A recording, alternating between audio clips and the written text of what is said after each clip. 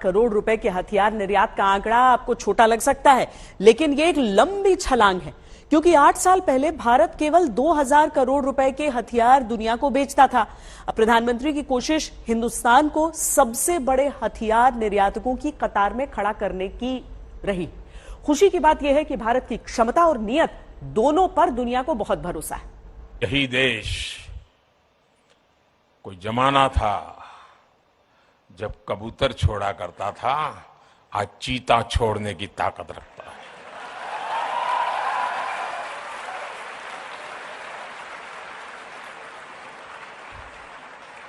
इस सामर्थ्य के साथ घटनाएं छोटी होती हैं, लेकिन संकेत बहुत बड़े होते हैं। यहाँ पर प्रधानमंत्री नरेंद्र मोदी इस वक्त पहुंच चुके हैं। डिफेंस एक्सपो का वो उद्घाटन करने वाले हैं। डिफेंस एक्सपो इस बार गुजरात के गांधीनगर में हो रहा है और पिछले जो डिफेंस एक्सपो हुए हैं उनसे कई मायनों में डिफेंस एक्सपो अलग है।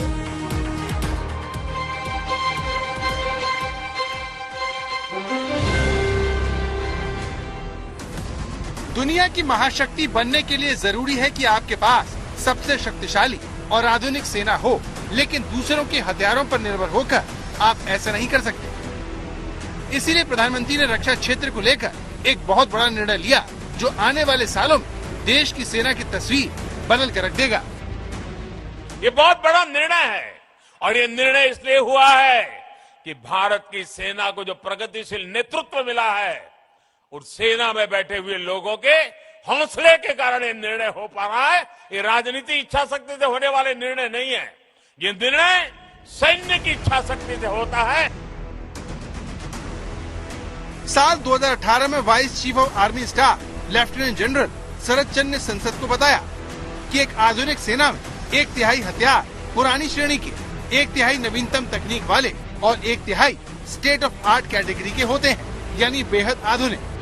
लेकिन भारतीय सेना के 68% हथियार और उपकरण पुरानी श्रेणी के हैं, जबकि 24% नवीनतम श्रेणी वाले और सिर्फ 8% स्टेट ऑफ आर्ट यानी आधुनिक श्रेणी के हैं। ऐसा इसीलिए क्योंकि सेना को आधुनिक बनाने के लिए पैसा बचता ही नहीं है। रक्षा बजट का अधिकतर पैसा पेंशन और वेतन भत्तों में चला जाता है और बजट का सिर्फ 28% आधुनिक हथियारों की खरीद के लिए बचता है। इस समस्या का समाधान रक्षा क्षेत्र के बड़े और निर्णायक सुधार करके मोदी सरकार ने किया और 2 साल पहले रक्षा मंत्रालय ने draft defence production and export promotion policy 2020 जारी कर 2 बड़े कदम उठाए। पहला, आयात करने वाले 209 रक्षा उपकरणों को भारत में ही बनाकर खरीदा जाएगा और दूसरा, रक्षा बजट में भी घरेलू इंडस्ट्री से खरीद के लिए अलग से पैसा रखा जाएगा। 2022-23 के लिए डिफेंस प्रोक्योरमेंट का 68% घरेलू इंडस्ट्री से खरीदारी के लिए रखा गया। सेनाओं ने मिलकर कई उपकरणों की 2 लिस्ट भी तय की है। उन्होंने एक लिस्ट वो बनाई है जो सिर्फ देश में बनी हुई चीजों का खरीदा जाएगा। रक्षा क्षेत्र के ऐसे 411 साजो सामान और उपकरण होंगे जिन्हें भारत केवल मेक इन इंडिया के तहत खरीदेगा।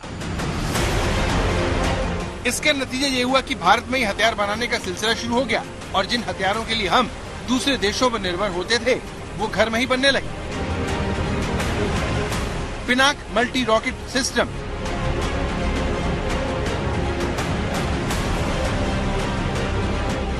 $17,000 से 18,000 फीट की ऊंचाई पर दुश्मन को निशाना बनाने की खूबी वाला गरुड़ गन सिस्टम, या फिर भारत की सबसे शक्तिशाली मिसाइल ब्रह्मोस का नया अवतार।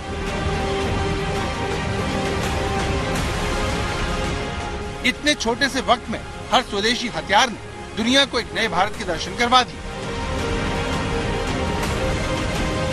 कमांड शिप के धनुष पिनाक के नाम से Pinaka multi rocket launcher system लंबे समय से भारतीय सेना का हिस्सा है और इसे सरकारी कंपनियां बनाती थी, लेकिन अब इसे प्राइवेट सेक्टर तैयार कर रहा है, क्योंकि मेक इन इंडिया के जरिए जो देश में की कंपनियां हैं वो इसको बना रही हैं, सेना को दे रही हैं, बल्कि अब विदेशों को भी इसका निर्यात होगा।